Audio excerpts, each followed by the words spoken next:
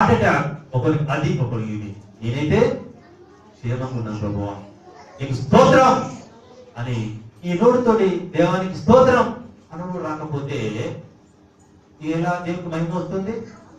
నీ వ్యాపారం వద్దు, నీ స్థితిగతులు వద్దు, నీది ఏది వద్దు, ఆయన మహిమపరచు అంటున్నాడు.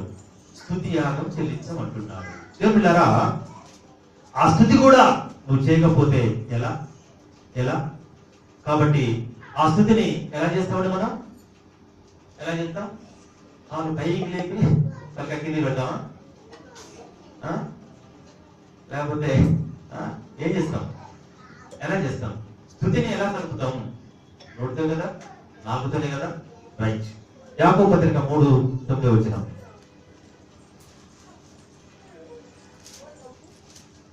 యాకోబు పత్రిక 3:9 దీనితో తండ్రి అయిన ప్రభువును స్తుతించుము, దీనితోనూ దేవుని పోలికగా పుట్టిన మనుషులను చెప్పింతుము. 8వ చదువుదాం. ఏ నరుడును నాలుకను సాధు చే నెరడు, అది మరణకరమైన విషముతో నిండినది, అది నిరర్గలమైన దుష్టత్వమే.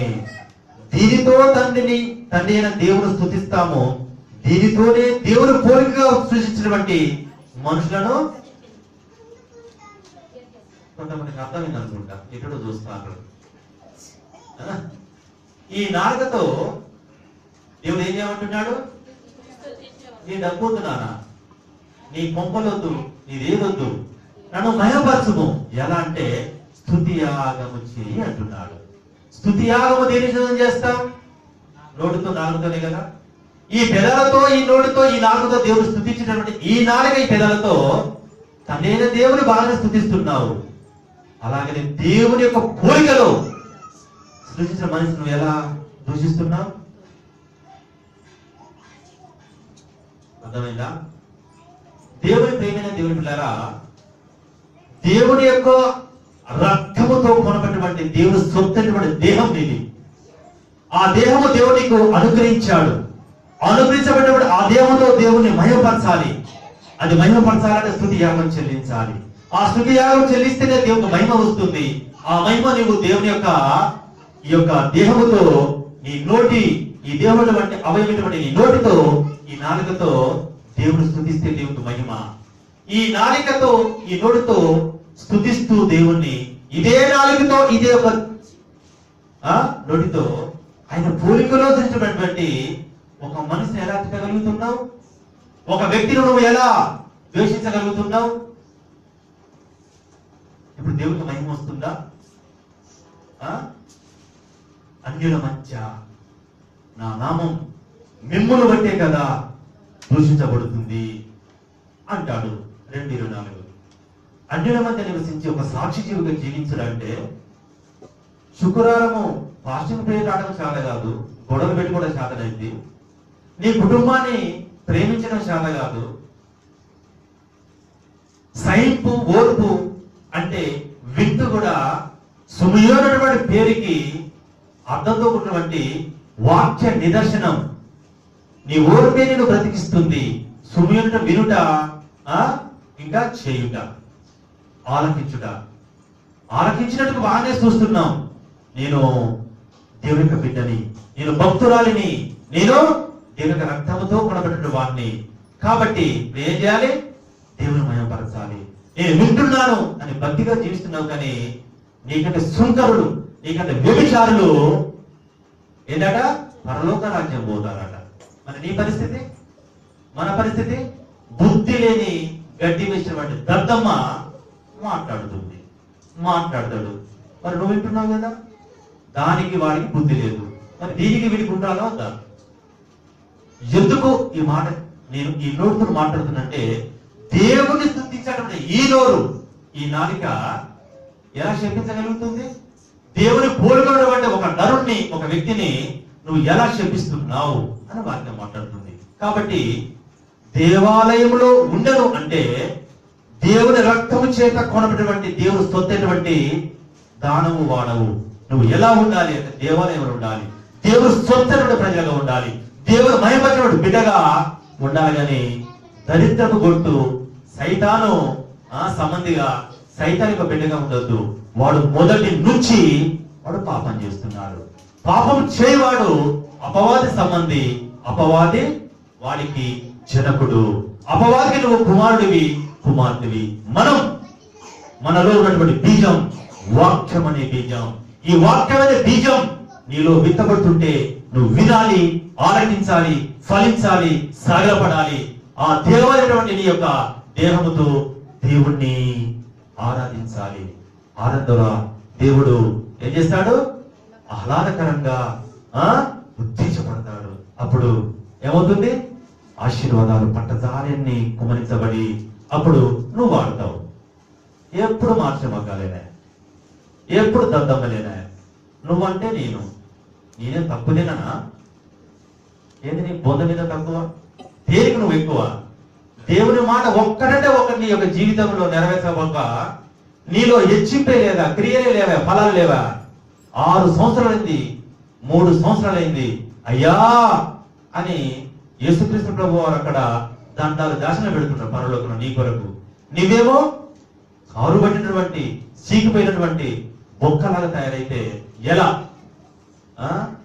ఎండిపోయిన ఎముకల్లారా నిద్రించుచున్న సోదరులారా, ఎండిపోయిన ఎముకల్లారా నిద్రించుచున్న సోదరులారా,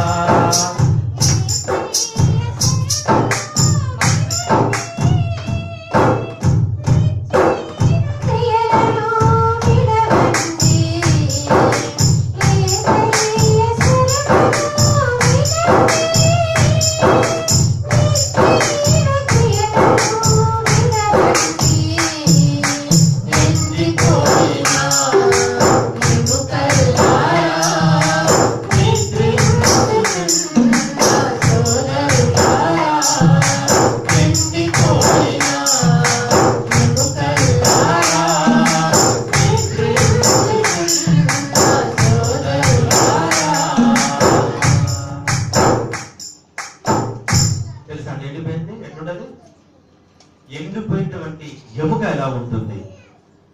తోలుగిలు మొత్తము అంటే మంచాలలో బిక్కు బిక్కు బిక్కు ఎప్పుడు సాగు వస్తుందా, ఇది ఎప్పుడు చచ్చిపోతుంది, వీడు ఎప్పుడు చచ్చిపోతాడని చివాటు పెరాటతో సాగుగీత చూసినటువంటి ఆ మనసు ఉన్నటువంటి వ్యక్తుల్ని ఒకసారి చూస్తే అర్థమైంది. ఎండిపోయిన ఎముకలు ఎలా ఉండరు, వారికి జీవం ఉండదు, ఇక సాగు కొరకే ఎదురు చూస్తూ ఉంటారు. ఎండిపోయిన కథ చూస్తున్నారా? ఇంకొద్దిగా పచ్చిగుండగానే ఇప్పుడు నరికి పోలే పెడతాను. అయితే మన బ్రతుకులు దేవుని బిడ్డలారా, 7 విషయాలు ఉన్నాయి. 7 విషయాలలో మనం ఈరోజు 3 నేర్చుకున్నాం. ఒకటి సుమేయోను, రెండవది యెరూషలేము, 3 దేవాలయం. సుమేయోను అంటే వింటాడు, విన్నదాన్ని బట్టి ఆయన ఆలకించి ఆ రక్షకుణ్ణి చూసేంత వరకు ఆ యొక్క యెరూషలేమునందు నిరీక్షణ కలిగి ఉన్నాడు. గొప్ప విశ్వాసముతో ఎదురు చూస్తూ ఉన్నాడు. ఆయన దేవాలయంలోకి వచ్చాడు. ఆ దేవాలయం నీవే, ఆ దేవాలయముగా దేవుడు నిన్ను కొనుక్కున్నాడు. ఆయన సొత్తైన ప్రజగా ఆయన మనం ఆరాధించడానికి వచ్చాం, స్తుతించడానికి వచ్చాం, మహిమపరచడానికి వచ్చాం. కాబట్టి ఆ బాలయేసుని చేతులారా ఎత్తుకొని, దేవా నాదా 32 వచ్చిన చూసుకుని ముగించుకుందాం. లోకా 2:32. దేవుడు స్తుతించుతూ ఇట్లనెను, నాదా ఇప్పుడు నీ మాట చొప్పున సమాధానముతో నీ దాసును పోనించుచున్నావు.